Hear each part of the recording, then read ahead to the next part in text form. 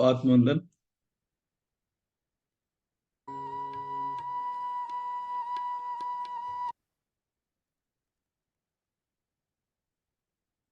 एक देव और एक असुर किसी महापुरुष के पास आत्म जिज्ञासु होकर गए। उन्होंने महापुरुष से कहा उन्होंने महापुरुष के पास एक अरसे तक रहकर शिक्षा प्राप्त की। कुछ दिन बाद उन महापुरुष ने उनसे कहा कि तुम लोग जिसको खोज रहे हो वह तुम ही हो। उन लोगों ने सोचा देह ही आत्मा है। फिर उन लोगों ने यह सोचकर कि जो कुछ मिलना था मिल गया, संतुष्ट होकर के अपनी अपनी जगह को प्रस्थान किया। उन लोगों ने जाकर अपने आत्मीय जनों से कहा कि जो कुछ सीखना था वह सब सीख आए हैं। आओ अब भोजन पान और आनंद में दिन बिताएं। हम ही वह आत्मा है, इसके सिवा और कोई वस्तु नहीं है। उस असुर का स्वभाव अज्ञान से ढका हुआ था, इसलिए इस विषय में उसने आगे अधिक अन्वेषण नहीं किया, यानी खोजबीन नहीं की। अपने को ईश्वर समझकर वह पूर्ण रूप से संतुष्ट हो गया। उसने आत्मा शब्द से देह को समझा, परंतु देवता का स्वभाव अपेक्षाकृत पवित्र था। वे भी इससे पहले भ्रम में पड़े थे कि मैं का अर्थ शरीर ही है, यह देह ही ब्रह्म है। इसलिए इसे स्वस्थ और सबल रखना, सुंदर वस्त्र आदि पहनाना और सब प्रकार के दैहिक सुखों का भोग करना ही कर्तव्य है। परंतु कुछ दिन बाद उन्हें ये बोध होने लगा कि गुरु के उपदेश का अर्थ ये नहीं हो सकता कि देह ही आत्मा है, वरन देह से भी श्रेष्ठ कुछ अवश्य है। तब उन्होंने गुरु के निकट आकर पूछा, गुरुजी, आपके वाक्य का क्या यह तात्पर्य है कि देह ही आत्मा है? परंतु ये कैसे हो सकता है? सभी शरीर तो नष्ट होते हैं, आत्मा का तो नाश नहीं होता। आचार्य ने कहा, तुम स्वयं इसका निर्णय करो, तुम वही हो। उन्होंने कहा, तत्त्वमसि, मतलब तुम वही हो। तब शिष्य ने सोचा, शरीर में क्रियाशील जो प्राण है, शायद उनको लक्ष्य कर गुरु ने उपयुक्त वाक्य उपदेश दिया है।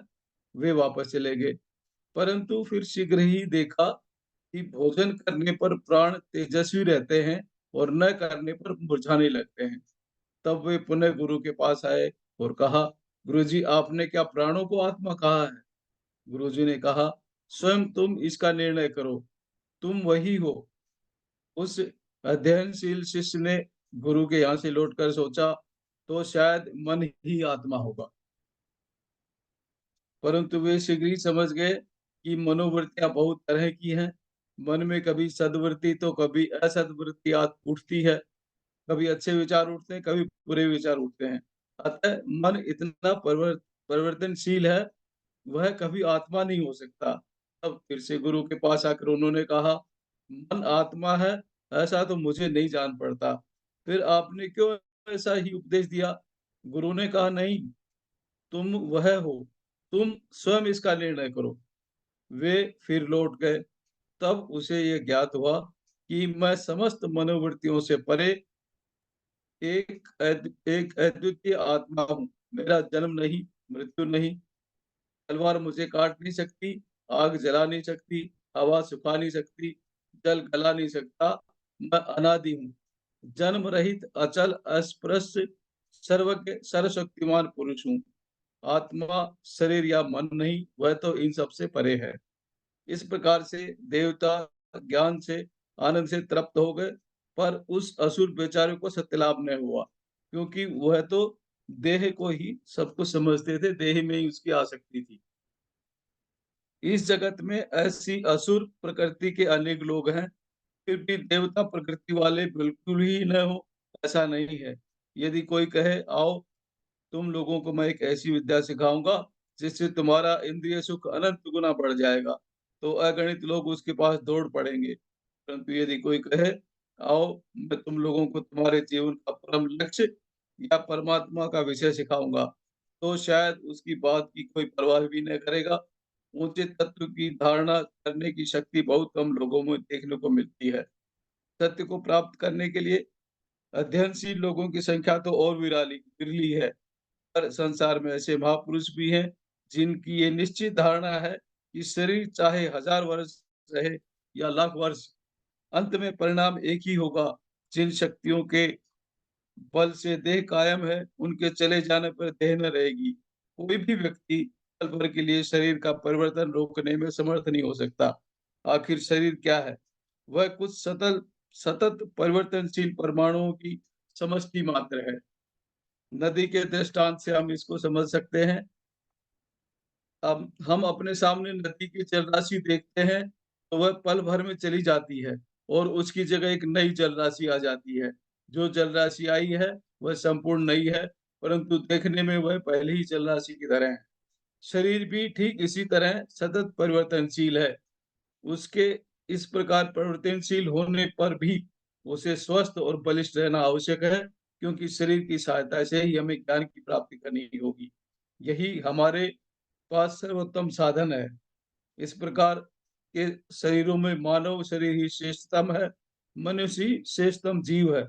सब मनुष्य सब प्रकार के प्राणियों, यहाँ तक कि देवादि से भी श्रेष्ठ है। मनुष्य के श्रेष्ठ और कोई नहीं। देवताओं को भी ज्ञान लाभ के लिए मनुष्य देह धारण करनी पड़ती है। एकमात्र मनुष्य ही ज्ञान लाभ का अधिकारी है, यहाँ तक कि देवता भी नहीं।